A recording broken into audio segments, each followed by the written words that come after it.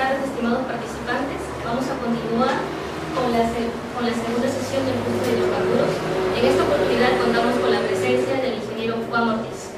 Brindémosle un fuerte aplauso de bienvenida. Muchas gracias. Hola, buenas tardes.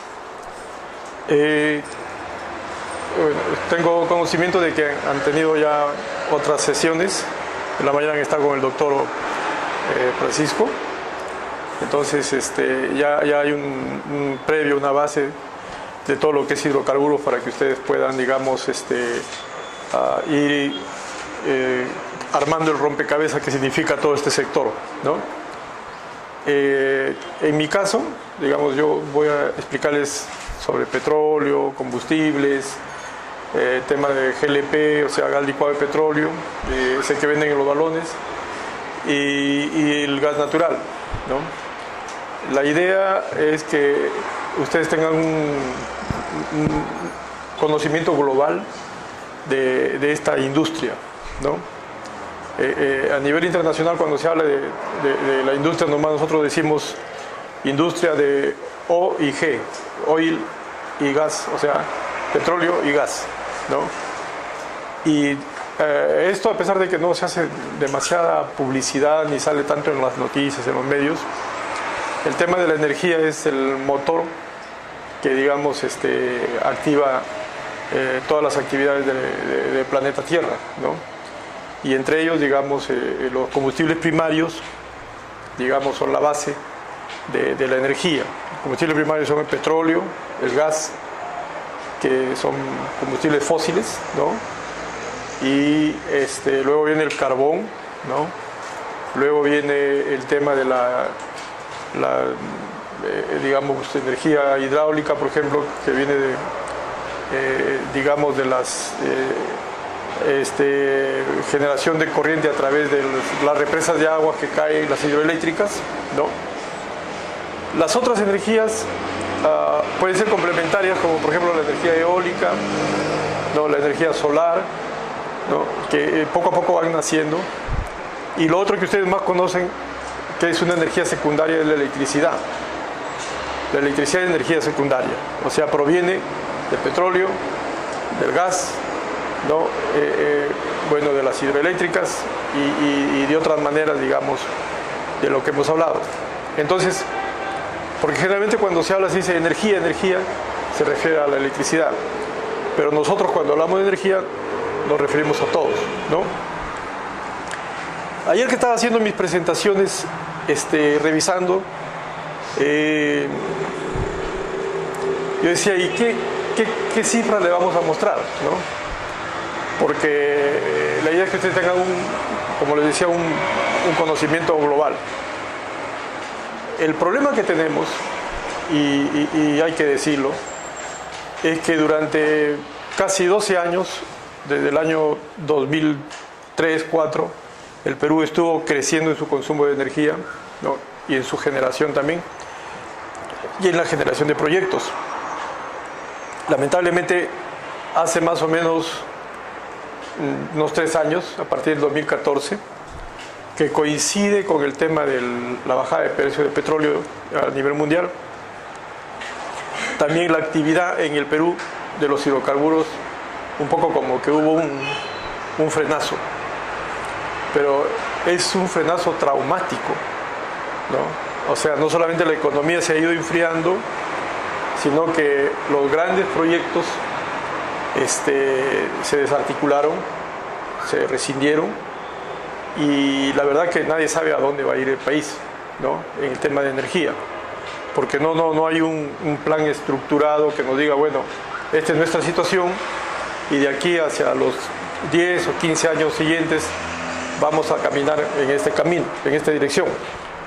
¿Y por qué le digo así desde ahora, no? Porque digamos, si nosotros estábamos en un nivel de crecimiento como casi 6% por año, ahora nos hemos venido y nos acercamos al 0. O sea, es como que hay una parálisis de las actividades nuevas en el país. El problema es que las necesidades siguen creciendo y dentro de 2, 3 años el país va a requerir más energía. Y para eso hay que desarrollar proyectos con tiempo, desde antes. O sea, si ahorita nos ponemos nosotros digamos, hacer un proyecto, ese va a dar frutos, va a producir dentro de 3, 4 años. El problema es que hacemos en ese lapso, ¿no? Entonces, en esta industria, lo cierto es que el que no tiene un nivel de conocimiento, al leer la información, al ver las noticias o al desarrollar un trabajo, fácil se mete un autogol y ni cuenta se da, ¿no? Esa es la realidad de la industria. Se mueven miles de millones. Para que tengan una idea, por ejemplo, así, en electricidad más o menos se facturan 3.000 millones de dólares al año en el Perú. Pero en hidrocarburos se están facturando como 14.000 millones al año. O sea, como 3, 4 veces más que en electricidad. Sin embargo, todo el mundo habla de la electricidad, ¿no? Pagamos nuestros recibos todos los meses. Pero cuando hablamos de la parte de los combustibles, del petróleo, no nos podemos a pensar de que los vehículos en transporte usan hidrocarburos. Las empresas, las industrias usan hidrocarburos. Las minas usan hidrocarburos. Entonces, las cocinas usan hidrocarburos. Entonces, todo eso, digamos, tiene una base económica y, como les decía, la importancia de la actividad económica se mide en cifras, ¿no? O sea, hidrocarburos, si hablamos del tema económico, es 3 o 4 veces más impactante que lo que es electricidad, ¿no? Sin embargo, vamos a ver a través de la charla cómo se desarrolla en el mundo, dónde estamos, hacia dónde va el mundo. Para esto déjenme decirles lo siguiente. Los países desarrollados, más o menos son cerca de 30, comisionan a sus mejores, digamos, especialistas en una agencia internacional de la energía y ahí forman un grupo y ellos se encargan de estudiar cómo está la situación y hacia dónde va el mundo y recomiendan, digamos, medidas a los gobiernos. Para esto, los gobiernos de esos 30 países, muchos toman esas recomendaciones y las ponen en su planeamiento estratégico de energía. Otros toman una decisión, digamos, cercana, pero no rechazan las ideas porque lo que les dicen, oye, esto es lo que está pasando. Y si no actuamos, sencillamente no va a alcanzar, digamos, la energía del mundo para, digamos, satisfacer a la raza humana. Ustedes habrán escuchado ya de que el planeta Tierra por lo menos tiene 2 veces la cantidad de gente que puede soportar. Entonces tenemos que ser muy eficientes en el uso de los recursos, ¿no? Entonces, en este grupo de la Agencia, digamos, Internacional de Energía, cada año saca su informe. Y cuando va a sacar el informe, por ejemplo, en octubre debe salir ya el avance premier de las conclusiones que ellos tienen para el informe de este año, 2017. Si tú quieres comprar el informe tiene un valor más o menos como de $1.500. Pero no lo puedes usar para publicitarlo ni nada, porque esas son las condiciones. Puedes usar para tu propio uso. Entonces, generalmente los datos que nosotros usamos es, digamos, nos transportamos al año 2 años antes, 2 años o 3 años, en donde ya la información es gratis y se puede publicar, porque todo el mundo ya la vio, ¿no? Si no, te acusan de piratería. Y antes yo no tenía ningún problema cuando mostraba las cifras, pero en estas elecciones se habló del plagio, la piratería y un montón de cosas. Y una vez me fui a dar una conferencia internacional, les gustó, y asistió un presidente de la Organización de Países Exportadores de Petróleo, la OPEC, y él mostró cifras del año 2008. Y yo me sonreía porque decía, oye, yo tengo del 2014 y este pata del 2008 siendo presidente de la OPEC. Pero cuando después me dijeron, ingeniero, y podemos, porque vamos a colgar las presentaciones en internet, podemos colgar su presentación así como está. Y le digo, oye, espérate un momentito. Comencé a ver y gran parte de mis diapositivas eran muy nuevas y no tenía permiso de la agencia internacional. Entonces tuve que decir, espérate a repasar, digamos, por información ya pública, ¿no? Por eso ahí hay que tener mucho cuidado, porque ahora es fácil publicar en internet y los dueños de la información pueden decir, oye, tú me estás plagiando, ¿no? O sea, eso es un detalle que ustedes tienen que conocerlo. Cuando uno hace una tesis no hay problema porque pones la referencia y utilizas, pero ese es para tu tesis, no es para otro tipo de uso, ¿no? Ya colgarlo en internet es un problema. Y bueno, aún así uno tiene que poner así con permiso de tal, ¿no? Eso para ir avanzando, ¿no? El primer mensaje que les traigo, y recuerden, cuando uno da una clase, una conferencia, una charla, trae 3, 4 o 5 mensajes de fondo.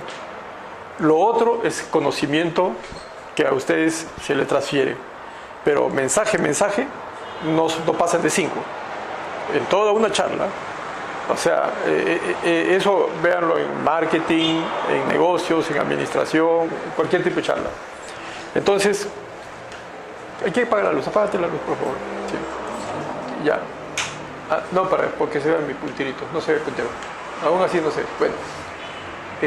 Préndelo, porque si no... Ya. Sí. Ya, sí, porque parece que es el video. Les decía que acá este mapa mundi no se parece al mapa mundi que a ustedes les han enseñado en el colegio, ¿no? En el colegio el mapa mundi es América está acá, que es el nuevo mundo, ¿no? Cierren así. Y el viejo mundo es Europa. En este nuevo mapa mundi, que es el de ahora, nosotros somos casi el viejo mundo y el nuevo mundo vuelve a ser Asia, a pesar que ahí empezó la civilización en Babilonia.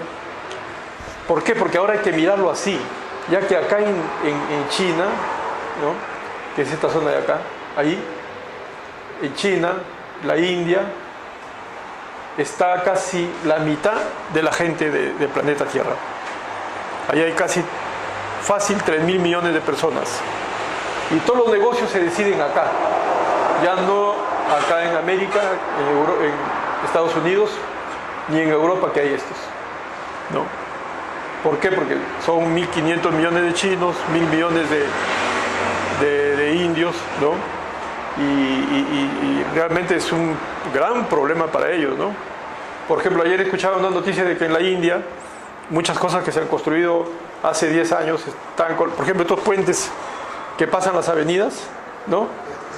Ayer se ha caído un puente en la India porque pasa tanta gente apretadísimas que el peso lo ha tumbado el puente. Y hay demasiada gente en la India, ¿no? Fíjense, ese es un día para que tengan la sobrepoblación. Y en la China también hay muchos chinos. Yo siempre digo lo siguiente: la China crece 1% al año. 1% de 1.500 son 15 millones. Cada año hay 15 millones de nuevos chinos, o sea, la mitad del Perú. Y la India crece 3%, de 1.000 millones son 30 millones. O sea, cada año nacen 30 millones de nuevos indios, que es todo un Perú. Y ellos se van a preocupar por los indios o por los chinos, más que por nosotros. Pero nosotros tenemos que competir con todos ellos. Y tenemos que competir en base a conocimiento. Porque no vamos a competir con tecnología. No tenemos la tecnología al nivel de ellos. No vamos a competir con la parte económica. No tenemos la economía. En recursos, solamente podemos venderle materia prima, porque el cobre lo vendemos como mineral, el oro como mineral, no hacemos transformaciones.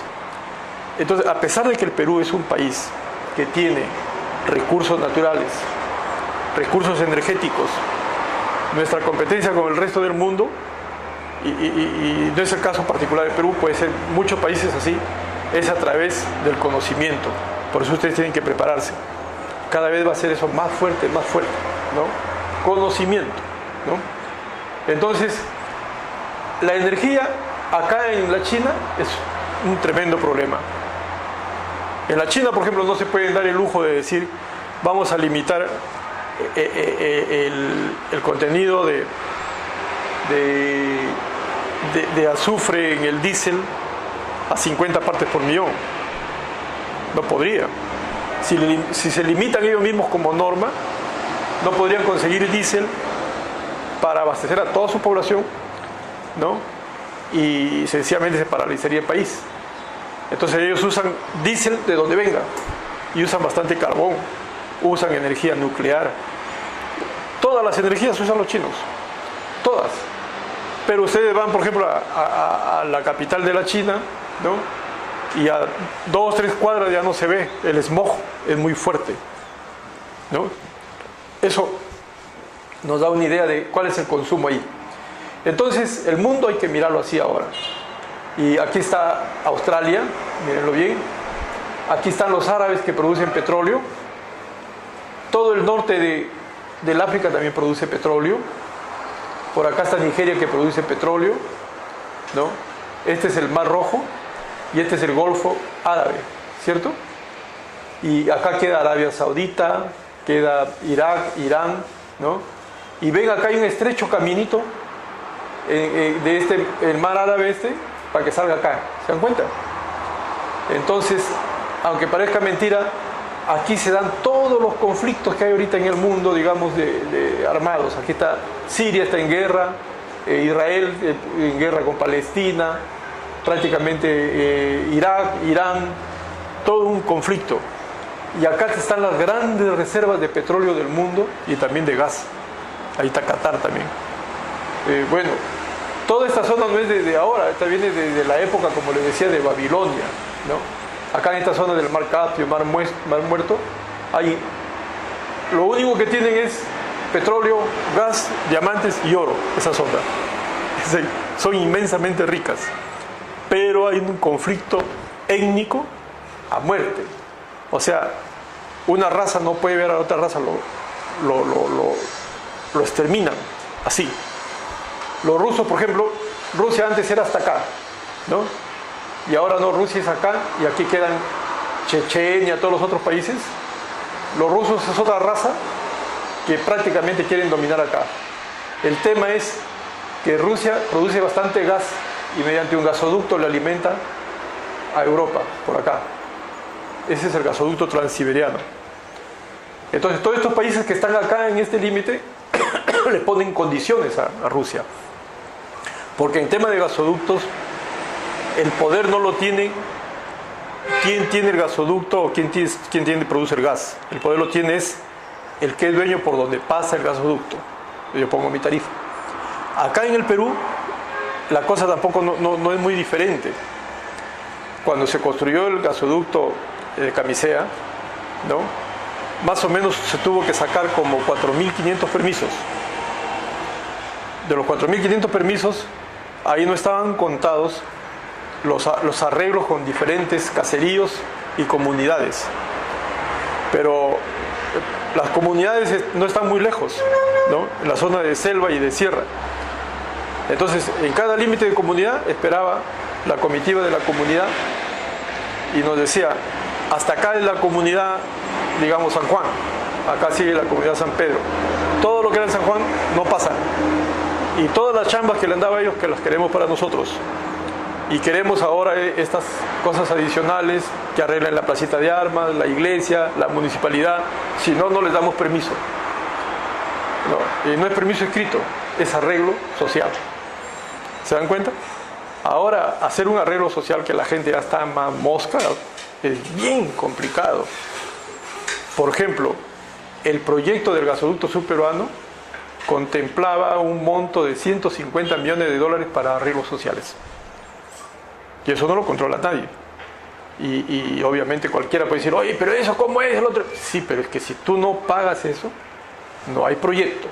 El proyecto se paraliza, ¿no? Y son obras que las puedes contabilizar en el sentido, mira, se hizo esta carretera, se hizo esta escuela, pidieron una piscina, pidieron una cancha de fútbol, tienes que hacerlo, ¿no? Si no, no pasas, ¿no? Es bien interesante, ¿no? Bueno, resumen, la información es uno de los productos más caros del mundo. Hay que leer, hay que ver televisión, hay que ver todas esas cosas, ¿no? Y aprovecho para decirles, vean televisión, pero no vean todos esos enlatados que nos envían, digamos, a través de los cables y todo lo demás. Realmente pierden el tiempo, gastan su cerebro y todo lo demás. Traten de alimentarse con programas, digamos, que sean prácticos, ¿no? Hay programas que pasan la conferencia de los grandes líderes, ¿no?, de los diferentes campos, ¿no? Por ejemplo, este canal, el WOBI, ¿no? Ese que es World of Business Ideas, ¿no? Les pasa ahí sale, digamos, Michael Porter, Coleman, todos los grandes líderes, sale el señor de Alibaba, todos, y muestran cómo son los negocios, cómo se hicieron y cómo son las industrias. Entonces, si uno quiere ir a una conferencia de eso, te van a cobrar $1.500. Ahí lo tienes, hay que accesar a ellos, ¿no? Bueno, entonces, lo que yo les hablaba se resume en lo siguiente, ¿no? Y esto lo dije en una conferencia. Cuando el faraón en Egipto tenía abundancia, ¿no?, y soñó que se venía una vaca flacas y un montón de cosas, y le preguntó a José, ¿y eso qué cosa es? Y le dijo que después de las vacas flacas o gordas vienen las vacas flacas, ¿no? O sea, después de la abundancia viene la escasez, y prepárate para eso. Entonces hicieron una serie de cosas, guardaron trigo por un lado, otras cosas, ¿no? En el Perú esto se alertó el año 13, el año 2013 más el 2014. Señores, se vienen las vacas flacas, hay que hacer algo en energía, hay que hacer el gasoducto sur peruano, hay que hacer el gasoducto al norte, hay que hacer centrales eléctricas, o sea, hay que masificar el gas. Se alertaba. El problema es que han pasado casi 4 años y en lugar de que la cosa camine así, se ha venido abajo, ¿no? Entonces, hasta ese momento nosotros lo que pensamos, y hasta ahora también, que el gas natural y el GLP de Camisea es un milagro que Dios le ha dado al Perú. Si no hubiese sido por el gas de Camisea, no estuviéramos hablando así ahorita. Y ahorita la electricidad costaría 4 veces más. La minería no se hubiese desarrollado como es ahora, porque la minería y otras industrias vinieron y se desarrollaron en el Perú, porque la energía en el Perú es 4 veces más barata que en Chile y en otros países gracias al gas de Camisea. ¿Se dan cuenta? Y el mismo diésel es relativamente más barato que en otros países. Entonces, esto es inimaginable cómo hubiese sido el Perú en estos últimos 10 años sin Camisea. El problema de las vacas flacas y las vacas gordas es que no hicimos ningún plan. O sea, no hay un plan para las vacas flacas. Y esto no es de 1 año, 2 años, esto va a durar como 5 años, ¿no? Hay que tener cuidado, ¿no? Y esto lo dijo la señora que era directora general del FMI, ¿no? Bueno, ya les hablé que en el mundo hay como 9.000 millones de personas acá, ¿no? Ahí. Y este es el Producto Bruto del PBI, ¿no? O sea, para que tengan cifras, ahí lo leen con calma. Lo cierto es que el mundo, en todos los estudios que ustedes hagan, se va por el número de habitantes que tienen, ¿no? Eso es lo que nos preocupa como Perú, y al mundo también, ¿no? O sea, hay que dar de vestir, alimentar, educación, crecimiento, salud a la población. Y este es el consumo de energía por regiones. Miren, los países desarrollados se consumen prácticamente el 35%, ¿no? Y nosotros estamos acá en otros, ¿no? Somos poquititos, ¿no? Por sector, el sector que más consume energía en el mundo es industria, luego viene el transporte. Y por combustible, el gas, el petróleo, el carbón, son los que más se van a consumir. Si nos vamos acá, siguen siendo los más grandes. Y estos son los renovables, la hidroeléctrica y la nuclear. Por ejemplo, Japón, a pesar de que hubo ese problema del Fukushima, que con el terremoto la central se malogró, ellos tienen más centrales. China tiene más centrales nucleares me refiero. Estados Unidos tiene centrales nucleares, Europa centrales nucleares. ¿Por qué? Porque sencillamente ya están viendo alternativas, porque aquí puede haber problemas, ¿no? Lo que nos dice esta figura es que para el año 2035 el mundo, el patrón de consumo en el mundo va a estar, digamos, 1/3 de carbón, 1/3 de petróleo, 1/3 de gas. O sea, no va a bajar. La diferencia de esto es que mientras que aquí el petróleo era el más grande y el gas era chiquito, el gas ha ido desarrollándose. O sea, el mensaje de esto es: el gas se vuelve un protagonista principal en el patrón energético del mundo, ¿no? Y para el año 2035 va a ser igual o tal vez más grande que el petróleo. ¿Se dan cuenta? Ese es el mensaje. ¿Y qué significa ese mensaje? Significa que todas las actividades de conocimiento, de investigación, de desarrollo tecnológico van a estar apuntados acá. Que los países que tienen gas van a apuntar a usar el gas. Todos, porque ese es el... porque aquí más gente, más países van a usar petróleo. Entonces, si yo tengo gas, bueno, ahora. ¿Y cuál es la regla de oro en el negocio de hidrocarburos?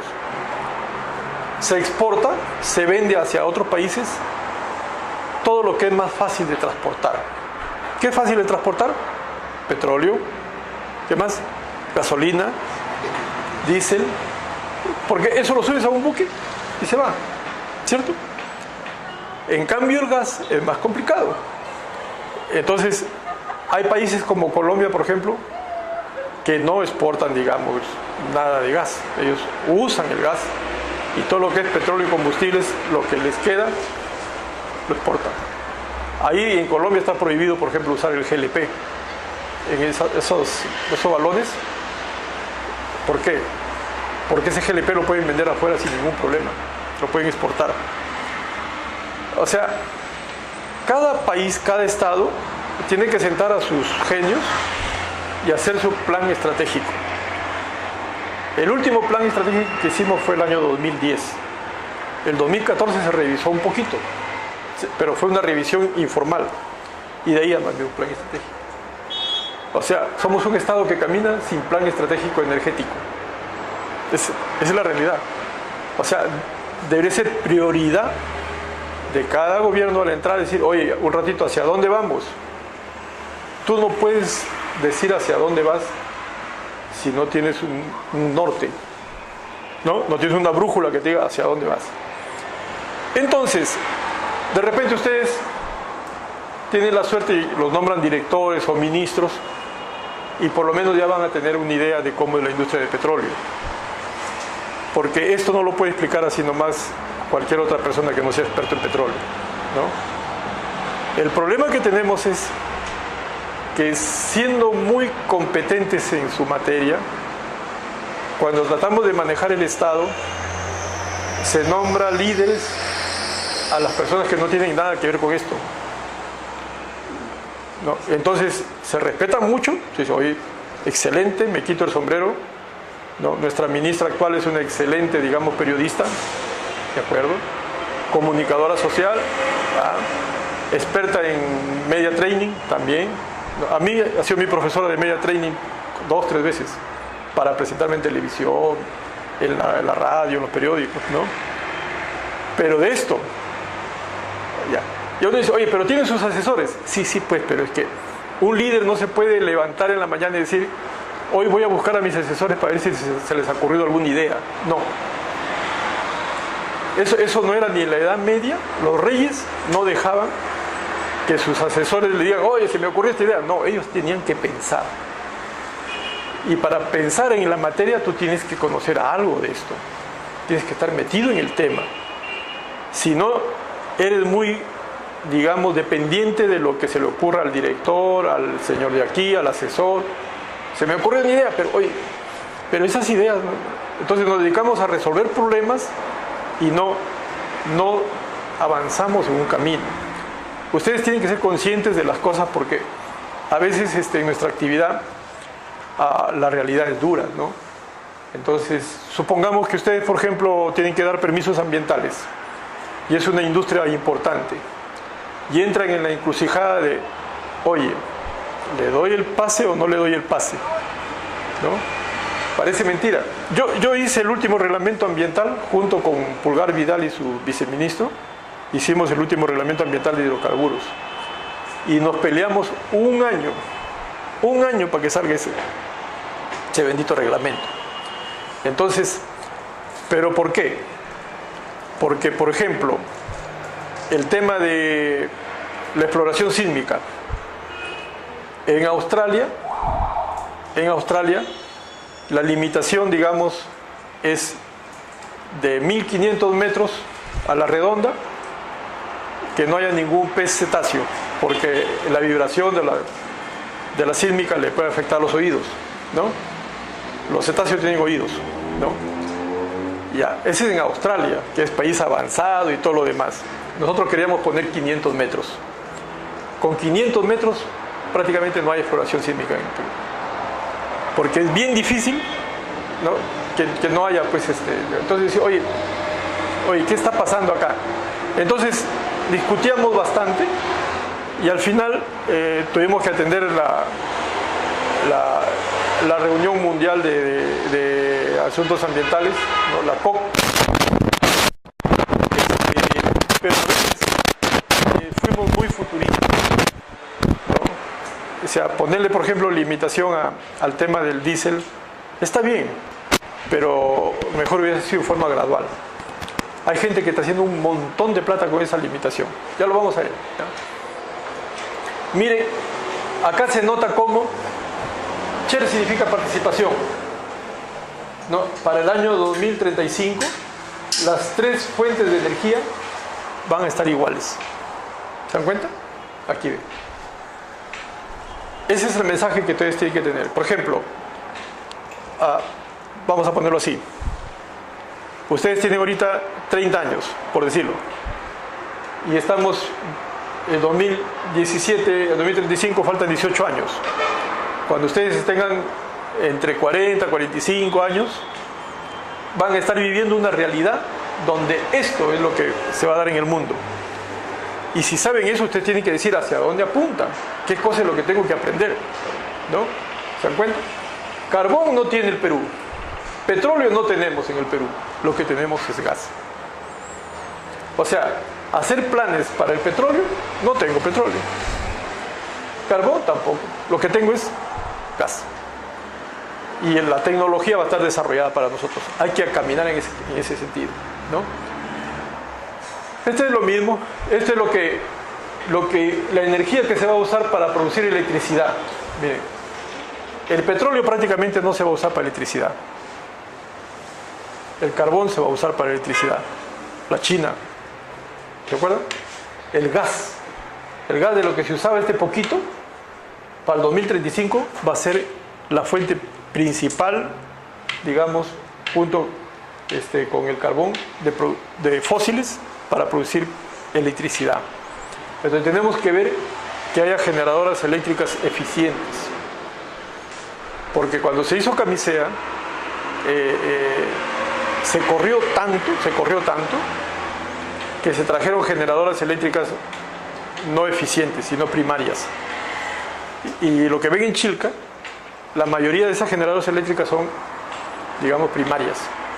O sea, produce electricidad por la pasada del gas, lo quema y sale. Pero hay otras generadoras que producen electricidad cuando pasa el gas, lo queman, y esos humos de combustión lo vuelven a reciclar, producen más y vuelven más y más y más, ¿no? Entonces, se llaman de ciclo combinado.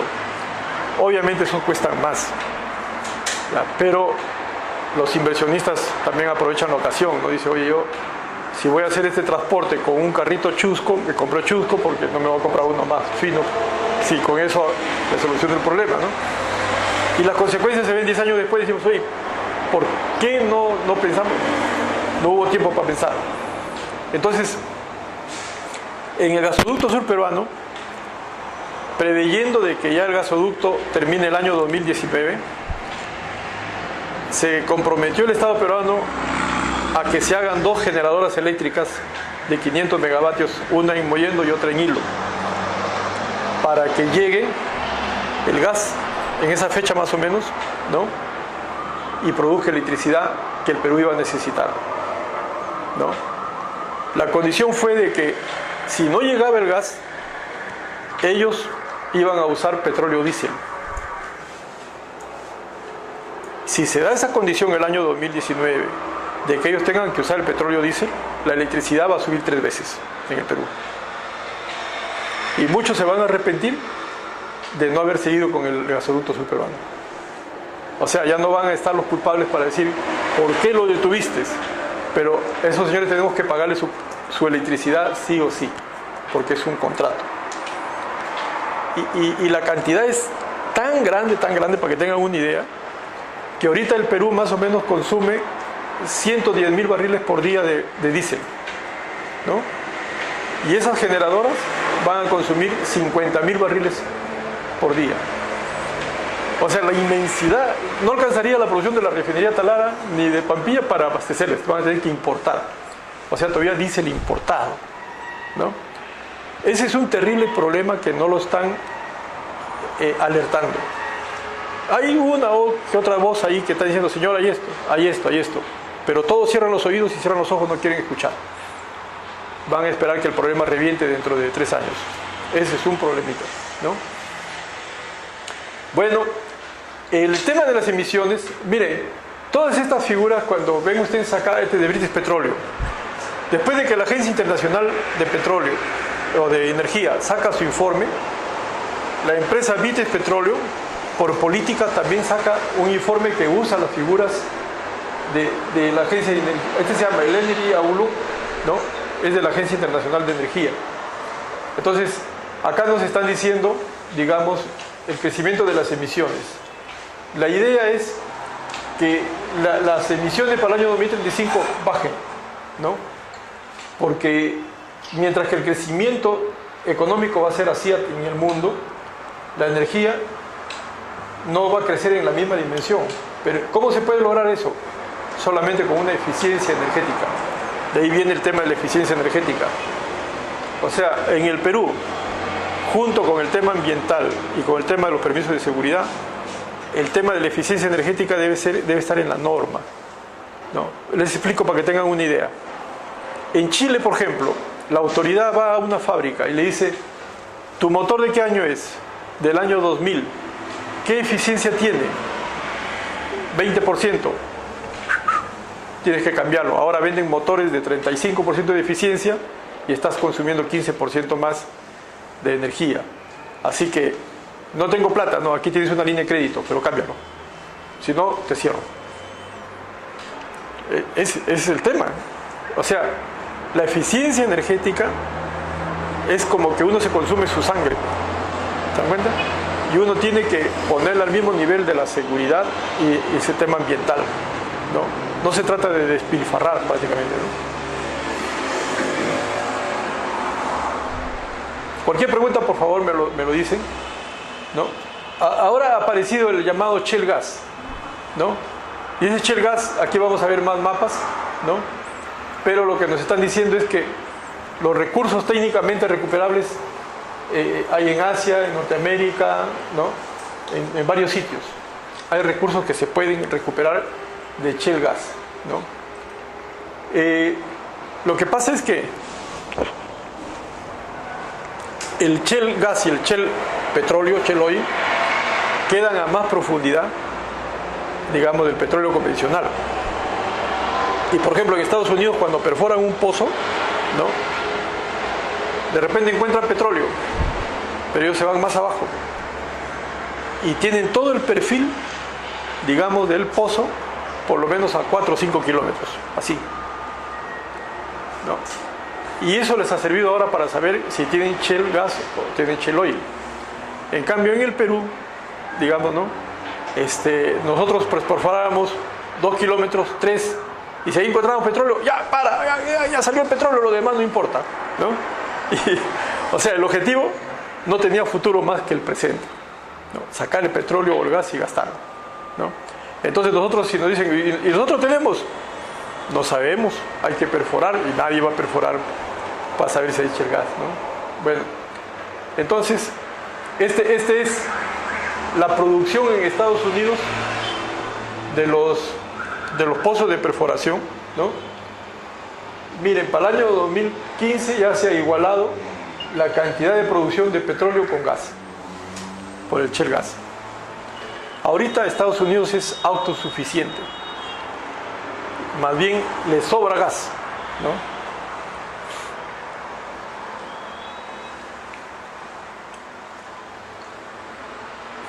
Esta es la demanda de transporte. El transporte, un poquitito en electricidad, ¿no? Petróleo, sigue siendo grande, ¿no? Y este debe ser de electricidad, otros que son de otros no combustibles. Entonces, ustedes ya han visto que hay ciudades y países como, digamos, en Alemania, en Francia, que han dicho hasta el 2035 se va a usar carros a gasolina acá. A partir de ahí ya tendrá que ser a electricidad o digamos con hidrógeno, ¿no? De otra forma, pero ya no van a permitir. California está entrando en esa línea también. California es el que da el paso adelante en Estados Unidos. Entonces, no es que tampoco el negocio del petróleo va a ser un negocio que va a estar fácil dentro de 20 años, va a estar difícil, ¿no? Entonces, este es el uso de petróleo en otras cosas que no sea transporte, ¿no? Entonces, por ejemplo, en petroquímica se utiliza bastante tema del petróleo en petroquímica para obtener. Recuerden, en petroquímica hay dos grandes ramas, ¿no? Con el gas ustedes pueden sacar polietileno, ¿no? O pueden sacar fertilizantes, pero con las gasolinas o el petróleo en sí sacan lo que es el poliestireno. Así que son las grandes ramas de la petroquímica, ¿no? Este es a nivel global, digamos, la demanda del gas natural, en gas natural, ¿no? ¿Cómo va a ser en gas natural? Por ejemplo, este se coló en transporte, no es que va a haber una gran demanda, ¿no? En energía eléctrica se va a usar bastante y en industria también. O sea, si vamos acá ahorita, ya debería ser raro encontrar una industria en Perú que no use gas. Todas deberían usar gas. Y la verdad es que debería salir una norma que sea obligatorio, que diga, señores, al año 2020 todas las empresas que consumen más, digamos, de diésel en tanto, prohibido, tienen que usar gas. Si no hay gasoducto, que lo lleven por cisterna, ¿no? Porque si no, nunca se va a usar el gas. Y esos sí son ineficientes hasta además y van a usar combustible que tenemos que importarlo. Por ejemplo, la minería. ¿Cuánto creen ustedes que consume de diésel Yanacocha? Den una cifra. ¿Cuántos galones por día? 3.000. Yanacocha, que es la mina más grande de oro del mundo. Cajamarca, sí. Yanacocha está consumiendo 120.000 galones por día de diésel. Diarios. Y todo eso es importado. O sea, nosotros lo subvencionamos para que produzca oro. ¿Eh? O sea, y el oro sale y eso no es que el oro acá lo hacen piezas de joya y todo lo demás, todo se va como oro. Se va a Suiza, se va a la India y regresa como joyas. Y acá nos venden como joyas. Queremos algo, vende también en los equipos electrónicos. O sea, no es una industria del oro que genera, que chorrea. Es una actividad minera que no genera empleos. No chorrea, no genera. No es que va chamba para todos, no. Sale. ¿Y cuánto creen que se produce de oro de Perú? Más o menos. Por eso tienen que tener cifras. En el Perú más o menos se producen como 250 toneladas de oro. 250 toneladas por año. ¿Cuántas toneladas lleva un tráiler? 20. O sea, en 12 trailers llevaríamos la producción de oro del Perú. Lo que pasa es que el oro cuesta bastante. ¿Se dan cuenta? Una onza está en $1.500 más o menos. Entonces, y un gramo puede estar ahorita en precio de mercado, digamos $50, algo así, ¿no? Entonces, no es que tengamos una actividad tan grandota, pero el año 2013 creo que fue, o 12, nos encontramos con una sorpresa porque nosotros subvencionábamos como Estado la compra de diésel, digamos, limpio, ¿no? Para que la gente no se vea afectada. ¿Se dan cuenta? Libre de azufre. Libre de azufre, ¿no? Y para que la gente no se vea afectada en precios, ¿no? Nosotros decíamos, bueno, ya, oye, que haya un fondo de amortización. Si el diésel vale, digamos, 10 soles, véndalo a 9.50, ¿no? Y el Estado, ya, y cuando el diésel baje, vamos a mantener el precio, así en ese plan. O sea, el Estado le devuelve a las refinerías. ¿Quiénes fueron los favorecidos?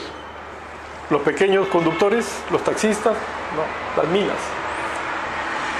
Las minas compraban el diésel con subsidio prácticamente. Entonces yo tuve una reunión en el Ministerio de Economía, les hice ver la situación y le dije, esto no puede ser. Y me dijeron, ¿cómo podemos hacer? Digo, hay que sacarlos. Que ellos compren diésel al precio normal. Porque incluso se había hecho una tesis en ESAN donde decían que se había favorecido en 300 millones de soles por año, ¿no? Ese era el subsidio. Y me dijeron, pero eso se puede hacer, me dijeron los de economía. Le digo, sí, tenemos un sistema que se llama SCOP, donde ellos tienen un código para comprar, y a ese código le ponemos un asterisco, este solo puede comprar a precio normal, y el resto que sea de precio diferenciado. Doctor, generalmente estamos viendo que hasta el momento este es un tema normativo en el cual no se está considerando en las normas todos los aspectos que he mencionado, por ejemplo, para regular la parte medioambiental en cuanto a los hidrocarburos. Yo creo que acá hay una institución que es OCIRNEMIN. ¿Cuáles son aspectos al respecto, señor? Ya. Yo he sido gerente de hidrocarburos de OCIRNEMIN cuando nosotros éramos OEFA, hasta el año 2010. Y es parte de la historia. Y cuando salió la ley, pásenle todo al Ministerio del Ambiente, estaba el ministro, ¿cómo se llamaba? Me acuerdo más de ambiente. De Ambiente, el primer ministro. ¿Vidal? No, el primer ministro. Bragg. Ah, el que falleció. El que falleció, sí. ¿Ya? Bragg. Antonio Bragg. Que era en ese momento una eminencia, luchador y todo lo demás, todo bacán. Pero su problema es que él no tenía pues el aparato administrativo y organizativo para hacer lo que OCIRNEMIN venía haciendo años atrás. Nosotros habíamos hecho los reglamentos, todo eso. Entonces le dijimos, oye, pero ¿cómo vas a hacer si tú no tienes? La OEFA no existía, ¿no? Y esto va a haber un lapso donde... Pero ellos tenían que presentar logros. Ahí viene la parte política que es brava, pues, ¿no? Entonces dijeron, bueno, ya, OCINER, entrégale todo. Le entregamos todo, los archivos, los otros.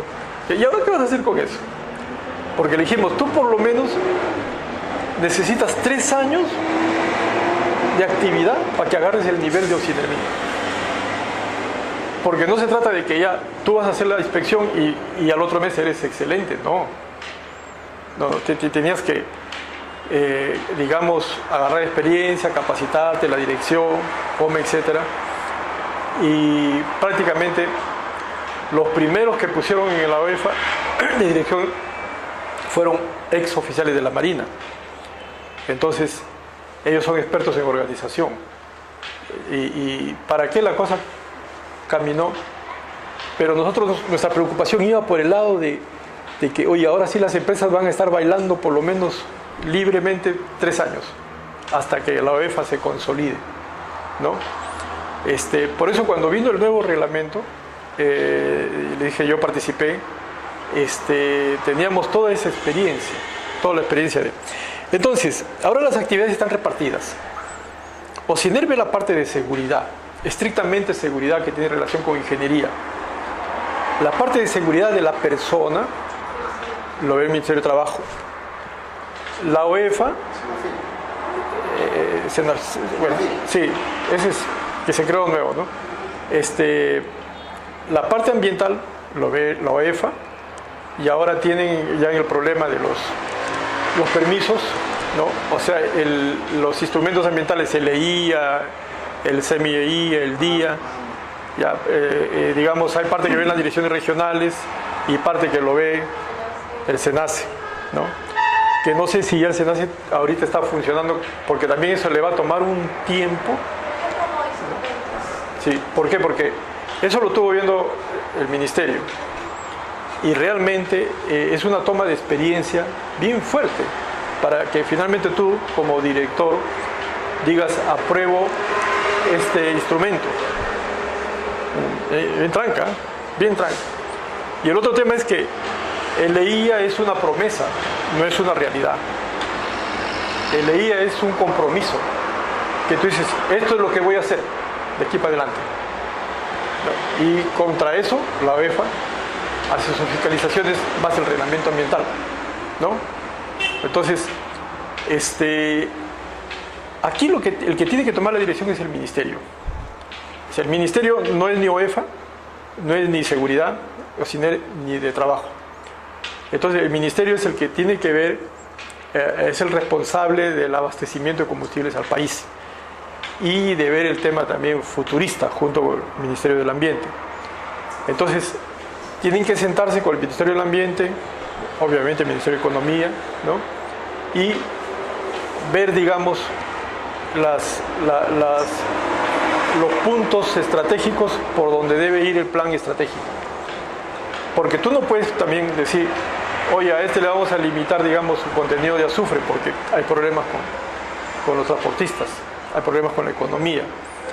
O tú no puedes decir, a este le vamos a dejar el precio libre, porque hay problemas con los consumidores. O sea, el golpe es tan fuerte. Por ejemplo, si el GLP sube de precio, el que vemos en la cocina, hay 8 millones de amas de casa, de familias que tienen GLP en su casa. Si ustedes le suben, digamos, un sol, eso impacta. Pero más impacta en las granjas, porque en las granjas utilizan GLP para que los pollitos nazcan y crezcan. Y más o menos hace el 30% del costo es el combustible. Entonces, sube el GLP, al otro día sube el pollo. Es una cadena que tiene que ser revisada bien, ¿no? O sea, por eso que, por ejemplo, hay países como Corea del Sur que tiene un primer ministro, así como era Zavala acá, primer ministro que ve a todos los ministerios, pero separado tiene un primer ministro de planeamiento estratégico que se encarga de ver que el plan que han fijado para el desarrollo de Corea del Sur en los próximos 30 años se cumple. Y ese plan no se meten ni los congresistas ni nadie. Una vez que se aprueba, ese primer ministro es como el referee, el árbitro que va viendo que se cumpla. ¿Se dan cuenta? Ya, llegar a ese nivel. Acá nosotros todavía estamos hoy, cumple seguridad, cumple ambiental, cumple el tema, pero no estamos viendo el sistema, digamos, de la supervivencia, que es, oye, de aquí a 20 años, ¿habrá combustible para el Perú? No habrá, ¿se dan cuenta? ¿Habrá suficientes trabajos? ¿Cómo estará la economía? Yo a veces hablo muy duro, pero por ejemplo, muchos están asustados por el terremoto de México y otros sitios, temblor. Mis estimados amigos, el Perú no necesita un terremoto. Cuando ustedes se pasean por todas las provincias de Perú y llegan a Lima y las entradas, los pueblos jóvenes llegan al centro de Lima, barrios altos y todo lo demás, tú preguntas, ¿qué? ¿Ha habido terremoto? No, así es Lima. Ya estamos terremoteados, esa es la palabra. O sea, nuestra presencia, si la pasaran por televisión a nivel del mundo, diría, oye, ¿ha habido guerra ahí? No, no ha habido guerra. Lo que pasa es que la civilización en el Perú es así. Hemos tenido años de abundancia y no lo hemos sabido aprovechar, ¿no? El tránsito es un caos. Dice, oye, pero si ustedes van a Ecuador nomás, Ecuador, por decirles así, para ir al aeropuerto, ha hecho una superpista así, gran parte por arriba, de 24 kilómetros. Porque antes demoraban 2 horas en llegar al aeropuerto. Ahora llegan en 20 minutos, solamente por el aeropuerto. Así es en China, así es en Estados Unidos, en todos sitios. Solo en el Perú, para llegar al aeropuerto, hay que pasar por todas las urbanizaciones. O sea, ese es planeamiento. Y esas son las cosas menos graves, ¿eh? Hay cosas más graves. No sé, cualquier cosa me dices, me insistes en la pregunta. ¿A qué hora es el corte para ir midiéndome? ¿Hay break? Porque es hasta las 7 de la noche. Pasa a ver. ¿Tú me avisas? Ah, ya. Otro tema, miren, lo que se habla también de Europa, que son un montón de gente, ¿no? Lo que se habla es que, miren acá lo que dice acá, ¿cómo va a ser el suministro de gas a Europa? ¿No? Aquí, este es por gasoducto, el que viene de Europa. Y este es por LNG. O sea, el LNG es el gas natural liquefactado, el que nosotros también exportamos. O sea, el mensaje de esto que nos está diciendo es, señores, para el año 2035, la tercera parte del suministro de gas a Europa va a ser con gas natural liquefactado, que es el que tiene Perú y está exportando. Por ejemplo, para que tengan una idea, miren, Japón, todo su gas natural, porque Japón no tiene ni gas, ni petróleo, ni minerales, ni peces, ni minería, ni agricultura. Japón no tiene nada. Japón es una isla tamaño de Lambayeque. Así. ¿Qué tiene Japón? Japoneses. Lo único que tiene Japón es japoneses. Y lo que ha hecho es desarrollar a los japoneses, ¿no? Pobrecitos. Ustedes lo vieran, no tienen playas. Y tienen que hacer playas artificiales. Su último aeropuerto lo han hecho en una isla que salía el pico en el mar. La han mochado así, han completado y ahí es el nuevo aeropuerto. Los aviones por aterrizar pagan un peaje acá en Jorge Chávez. El aeropuerto no me acuerdo los dos nombres, tiene 2 aeropuertos en Japón, son los más caros del mundo. No sé, no me acuerdo ya, pero Narita es el tradicional. Es el más caro del mundo la aterrizada. Acá también en Jorge Chávez también es caro. Bueno, el tema es que Japón, todo su gas viene vía buque. Y los japonesitos, los niños japoneses creen que de ahí sale el gas y que ahí es así. Ni saben que viene de Perú, que de otro sitio. El Perú, más o menos nosotros usamos 600 millones de pies cúbicos por día de gas. Y lo usamos en electricidad, lo usamos en transporte, lo usamos, digamos, parte vehicular en carros a gas y poquito en las casas. 600 millones de pies cúbicos por día. Japón, para sus casas, justamente utiliza 600 millones de pies cúbicos por día. O sea, todo el gas que Perú usa ahorita, en diferentes cosas, Japón solo lo usa en casas, para cocinar. Familiar. 30 millones de personas tiene Japón. ¿Eh? ¿Se dan cuenta? Ese es un poco ellos ven la eficiencia, ven el tema. Yo les he preguntado, porque yo he tenido la suerte de estar en diferentes partes y estudiar con ellos. Y da gusto porque la ciudad no huele a nada. Parece que recién lo hubieran limpiado y todo lo demás. Y ellos me contaban, pues, me dicen, mira Juan, hace 40 años tú venías acá y esto era igual. Me pusieron el ejemplo de las ciudades de la India, de esas ciudades bien pobres que hay, ¿no? Donde en el mismo sitio, digamos, orinan, botan los desagües, se bañan, lavan la ropa, todo, todo. Dice, así era. Y nosotros seguimos un principio hacia los japoneses. No orines en la fuente de agua de donde tú vas a beber. Así me dijeron. Y mira, ahora todo es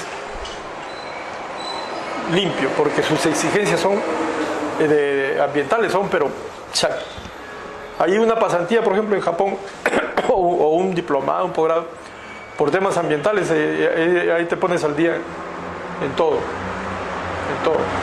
Miren, ustedes han visto la refinería de La Pampilla, que tiene un mechero arriba en el cerro que está prendido las 24 horas del día. En Japón ese mechero se prende 2 veces al año, por 2 o 3 minutos nada más. Y lo prenden para comprobar, verificar de que sí funciona. Y en la verificación, ahí está OCINER, la OEFA, la gobernación, la policía, todo el mundo, porque invitan a todas las autoridades, a los representantes de los vecinos, todo. Ahí todos ahí, dicen, listos porque va a operar. ¡Pum! ¿Ya vieron? Sí, ya. Todos, entonces, ¿podemos ir operando? Sí. Si eso falla, la refinería para y no funciona hasta aquí. Pero tienen que fiscalizarlo todos. Todos. En Estados Unidos, lo que a mí me llamó la atención, ya he visto, es que en Houston, que es la capital de petróleo, hay refinerías y refinerías, plantas petroquímicas, todo eso. Y todo eso, los efluentes van al río Hawks o Jackson, no me acuerdo su nombre. Y uno dice, oye, tú miras el agua, que el agua tiene una pinta de agua muerta, lo ves cristalina. Y ellos no te piden partes por millón digamos, por ejemplo, de cloruro, por decir, máximo, tanto, así como hacemos nosotros, límite de emisiones, no. Ellos te dicen, tú máximo para tu fábrica puedes botar tantos kilos o tantas toneladas al año.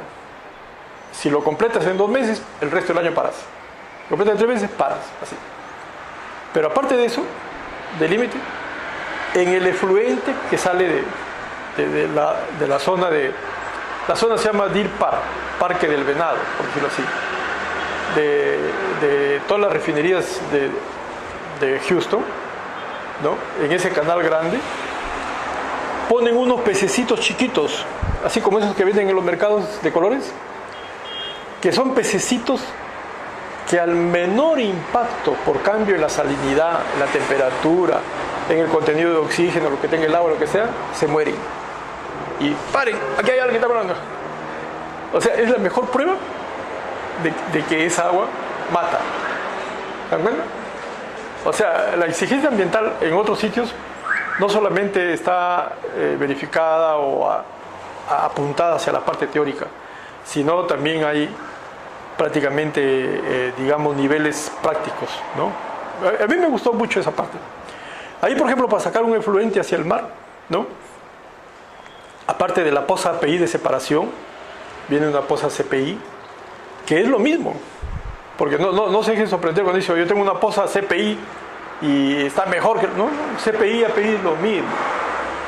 ¿Por qué? Porque la separación del aceite del agua se realiza por la llamada ley de Stokes. Y esa ley en separación te da un nivel de 60 ppm. Y si tú vas a esa poza y te dice, yo estoy botando 30 ppm, oye, ese está mejor que la ley, imposible, te están engañando. Pero como muchos no conocen esas cosas, o te dicen, diseñaron una poza CPI y ahí con placas corrugadas, la separación se mejora. Mentira, el principio de ley es la misma. ¿Se dan cuenta? Por más que lo deje ahí 1 año reposando, no se va a separar más. Lo que hacen en Japón y en Estados Unidos es, después que sale, hay unas bandas así, en una especie de piscinas redondas, circulares, que son esponjas que chupan todas las gotitas que pudieran haber así.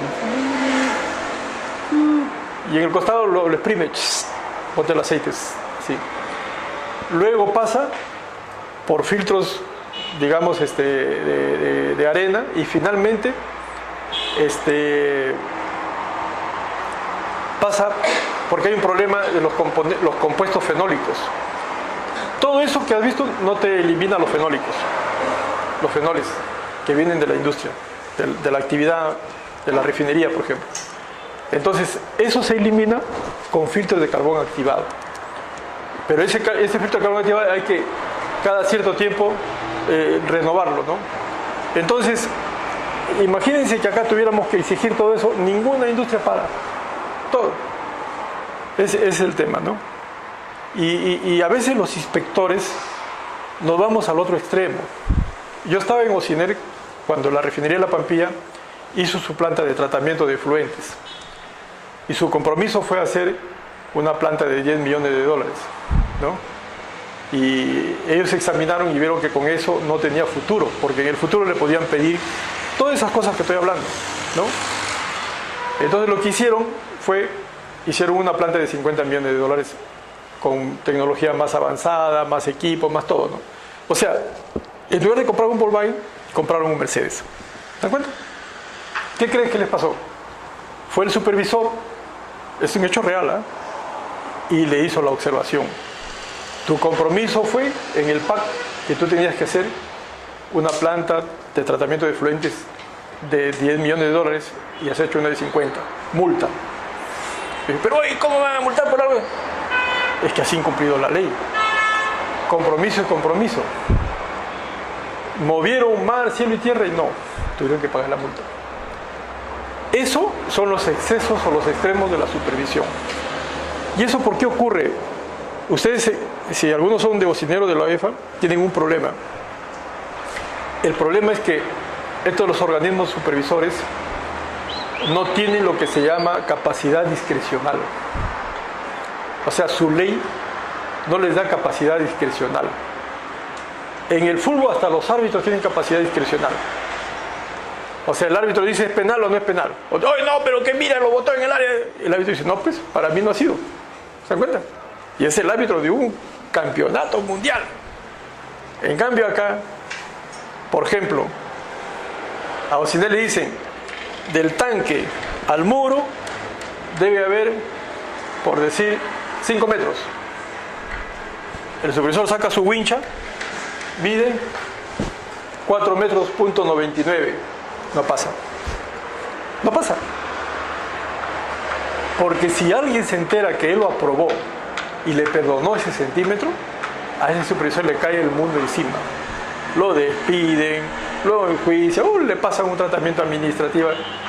¿Por qué? Porque él tiene que verificar el cumplimiento de la norma, no tiene capacidad discrecional. A eso me refiero. Y igual es en las otras supervisiones, ¿no? En el mundo, entonces, para el año 2035, el GNL va a ser prácticamente la forma en que el gas se va a distribuir, ¿no?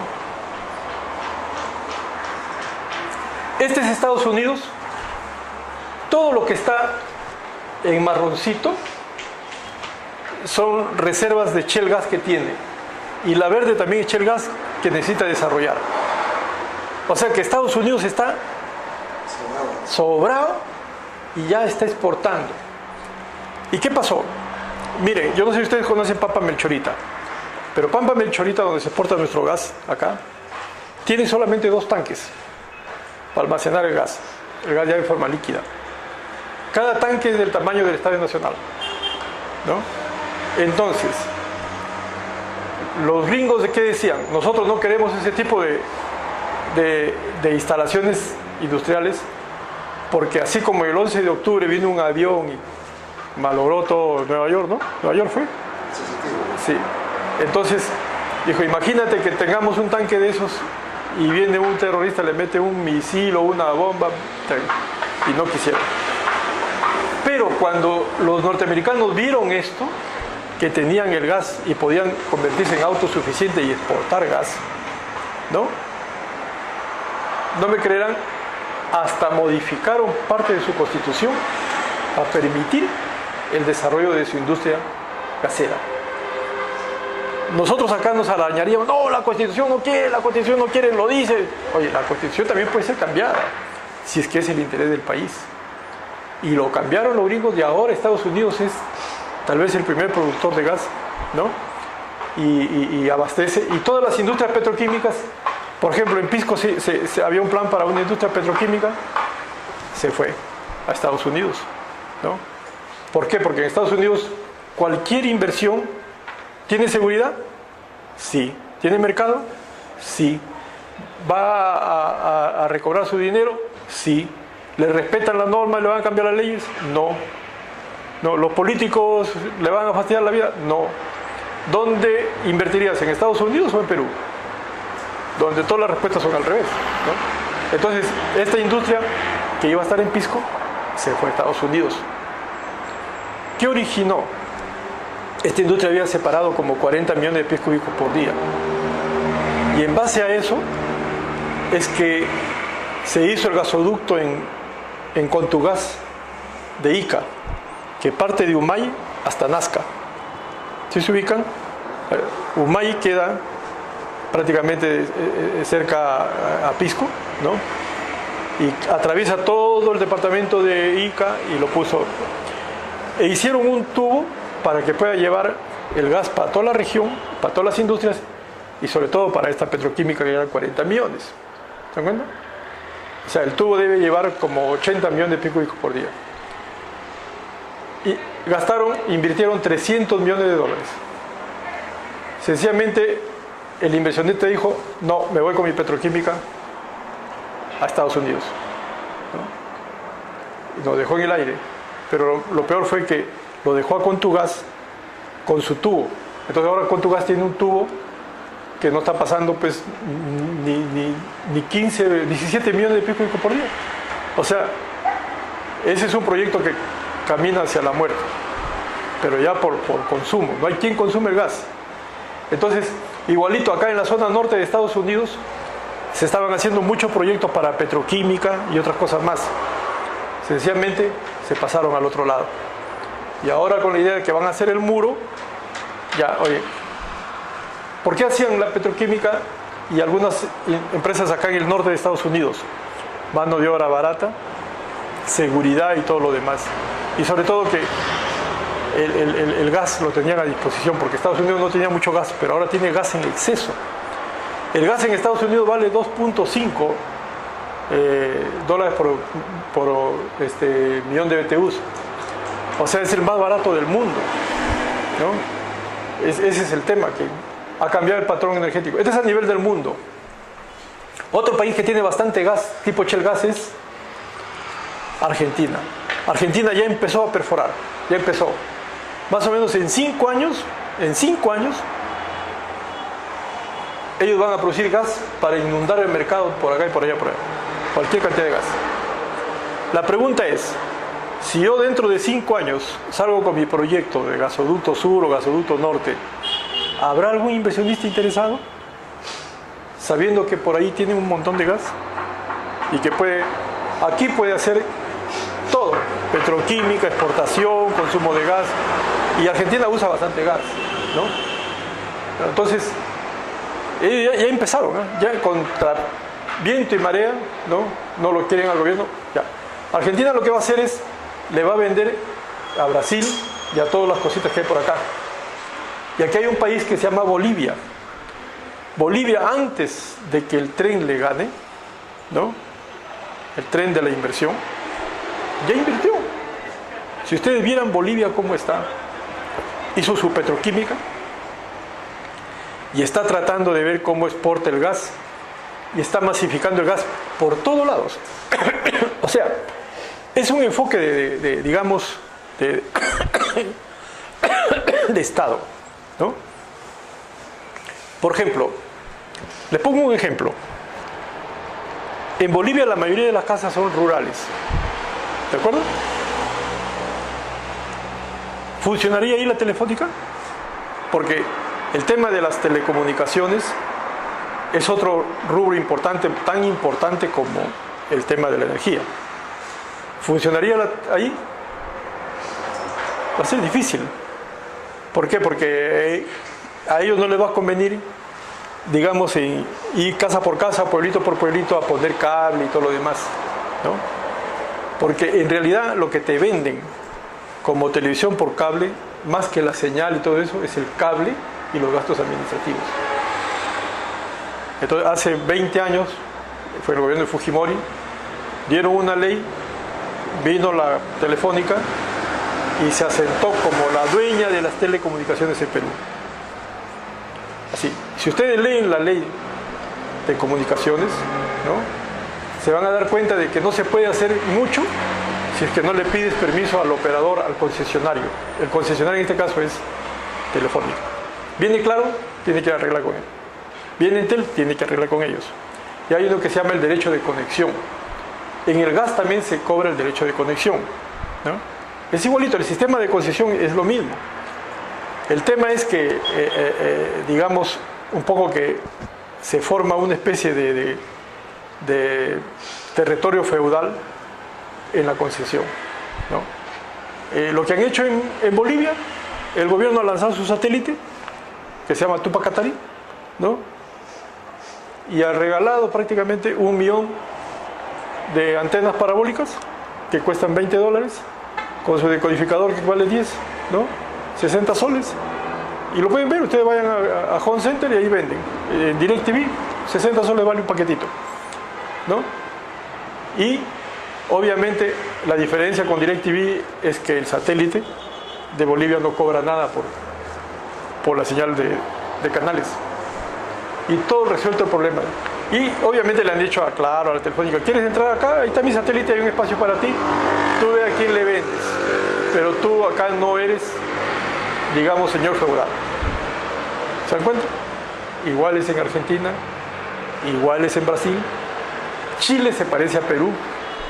Y ahora hay una bronca porque los chilenos dicen, oye, pero ¿puedo enfocarme a los satélites y tomarla? No, no puedes.